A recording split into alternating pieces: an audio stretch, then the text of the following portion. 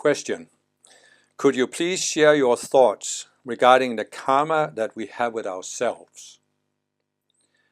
And that's a really important topic when you reach a certain level of the path.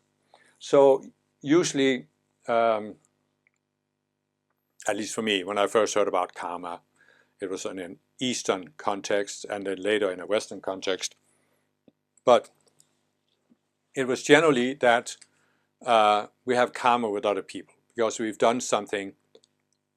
Either we've done something that hurt them, which is negative karma, or we've helped them, and that's positive karma. But it's based on our actions towards other people. And that's fairly easy to understand, right? That you're taking an action that hurts somebody, you make karma. But it was only much later that I learned this concept of karma with ourselves. And if I remember correctly, it was something the masters, the Ascended Masters, talked about through me after I started working with them, bringing forth teachings. But I talked about this. And it's actually an interesting concept. In the Summit Lighthouse, it was said that in order to ascend, to qualify for your ascension, you generally had to balance your karma and then some other requirements like fulfilling your life plan. But there was a dispensation that was given that you could ascend from Earth with only 50%, or at least 50% of, no, at least 51% of your karma balanced. So, in other words, you didn't have to balance 100% of your karma while you were still in embodiment. You could go out of embodiment, and if you had at least 51% of your karma balanced, you didn't have to come back. Now, what the Ascended Masters explained through me later, if I remember this correctly, was that the reason for this was that the remaining karma you had back, you had left, was karma you had with yourself.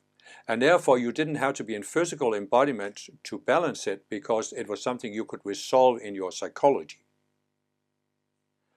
So therefore you can say, what is the karma we have with ourselves? It's unresolved psychology.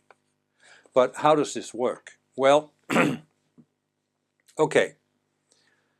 You meet another person, you punch them in the face. Pretty easy to see you are taking an aggressive action, you are directing a very aggressive energy impulse out, and you're making karma for that. Right? You could also say you meet somebody, you're hurting their feelings. You're telling them, oh, you're a stupid idiot, you can't do anything right. And of course this puts them down. It's also an aggressive energy impulse, even though it's not a physical action, it's still an aggressive energy impulse, emotional, mental, and you're making karma for that. Well, obviously, you can technically punch yourself in the face, but what is more likely is that you're projecting something at yourself that's negative. And that's making karma with yourself, because again, it's an aggressive, negative matrix, energy matrix and thought matrix that you are projecting upon yourself. And this is in essence what I've talked about in so many of my videos with these subconscious selves. Where, and this is where we have to be a little bit discerning, because there are certain of these subconscious selves that are necessary in order to take embodiment, just to integrate with the four lower bodies, the identity, mental, emotional, and physical. But that's not what I'm talking about here. This is not karma with ourselves. But karma with ourselves really begins when we go into separation. But now we're starting to use the duality consciousness, right? And so I've given many videos, including in my non-duality playlist, that talk about the duality consciousness. Always has two opposite polarities.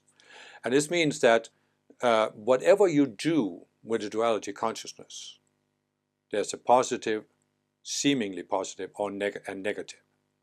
So in terms of yourself, you can have one subconscious self that builds you up, like you're better than somebody else. It's always in comparison, there's always a value judgment in duality.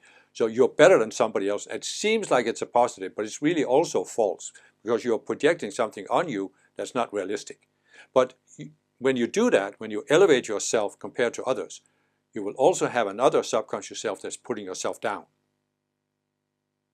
And it's all based on this, as I've talked about before, that there is a standard for how you should or shouldn't be. And so you're creating two selves, and one is on the one side of the standard, you're good, and the other is on the other side, of the opposite side, you're bad. So you always have these two opposite selves. But what are they both doing? They are projecting onto you something that isn't real. It's an illusion. Everything in duality is an illusion. So you can have many situations in life. I have a whole playlist where I talk about avatar psychology, where I say many spiritual people come from a natural planet to Earth to make a positive difference. We come here, we receive a burst trauma because we experience that we are attacked very viciously by the fallen beings, and we are ignored by most of the people on Earth. And we thought we could come here, be the prince on a white horse and help people, but we experience that's not the case. So many times we begin already there, putting ourselves down. You're not good enough. You're not smart enough. You've got to come up with a better argument. Or perhaps I shouldn't be direct with other people. It hurts their feelings. It can be all kinds of selves. I'm talking about it more in my avatar psychology playlist, but it's really individual for each one of us. But I'm just saying, these selves that are putting ourselves down, that are limiting us, that are putting our abilities in a box, saying, this is how you are. This is karma we have with ourselves. And it has an emotional component with a certain feeling. It has a mental component where we are talking about our abilities, but it really is the deepest aspect of this is the identity body, identity mind, where we see ourselves as being a certain kind of being. We identify ourselves that I'm not good enough, or I'm inadequate, or I can't do anything right, or I just can't figure it out, or I can't live on this planet. It can be all kinds of things. I'm trying to not be too specific because it is individual, but we have this projecting on ourselves. And so you could say that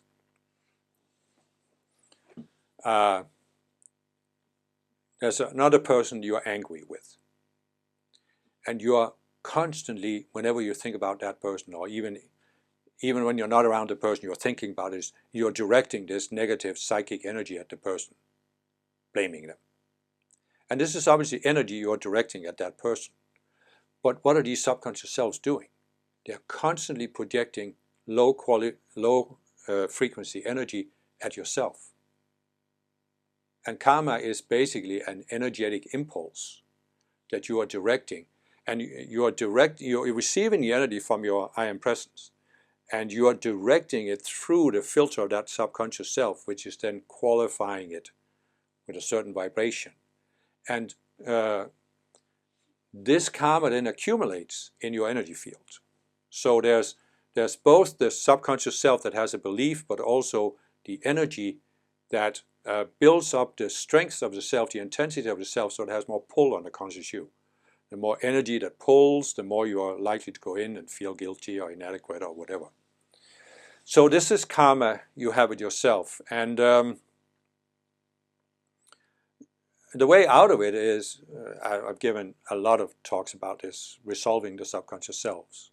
Find them in my breakthrough playlist, but also the avatar psychology playlist, and I've also answered some questions about it. So, and on my website you'll also find more material. There's also a book called Healing Your Spiritual Traumas, where the Ascended Masters give specific techniques for helping you to overcome these selves. So there is a lot of material there you can take advantage of, and then you can basically overcome this. Now, one final thing, just to reach back to what I said, in the Samalaita was said you can ascend with 51% of your karma balanced at least. But what I always thought was illogical back then is that because they had this, and I understand it, I'm not trying to say it, I'm not trying to blame it on anybody. It was really to encourage people to strive to make their ascension in this lifetime. But it was not logical to say that here's a person who has balanced 51% of their karma, and then that person, when the body dies, becomes an ascended master. Because it's not logical you can have an ascended master who has 49% of their karma unbalanced. An ascended master is a karma-free being. So I understand you could say that somebody who has balanced 51% of their karma doesn't have to come back into physical embodiment. But they certainly have to go to some interim stage where they work out the remaining karma. Another question that, of course, is left out by this whole thing is that you can say, and there was actually some times where Elizabeth Care Prophet would tell people how much karma they had balanced. And so you could have one person, for example, they had balanced 55% of their karma, and another had balanced 71% of their karma. And the question I always had was, yeah, but what are we talking about here? Did they have the same amount of karma to begin with? Because you could have a person who has been a relatively good person in most of its past lives, and now it's balanced 65% of their karma. And then you can have had another person who had been a really aggressive person for many lifetimes, and they had also balanced 65% of their karma, but it wasn't the same amount of karma, so they still have a lot more karma left to balance. You see what I'm saying? I almost had the idea back then you needed to talk about something called a karma unit. Because a person, let's say a person had 100 karma units when they started, and now they balanced 65 karma units. But there was another person who had 200 karma units, and they've also balanced the 65%, but that's 130 karma units. You see what I'm saying? It's like you have to put it into proportion. So anyway, I'm just saying that what the masters have said through me is that the karma you have of yourself is basically unresolved psychology.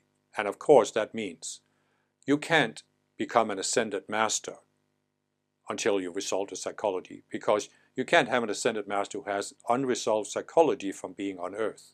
It just doesn't make any sense. It doesn't compute. And an ascended master is a being who has resolved the psychology. And as long as you haven't, you are not an ascended master. You may not have to go back into physical embodiment, but that's not the same as being an ascended master.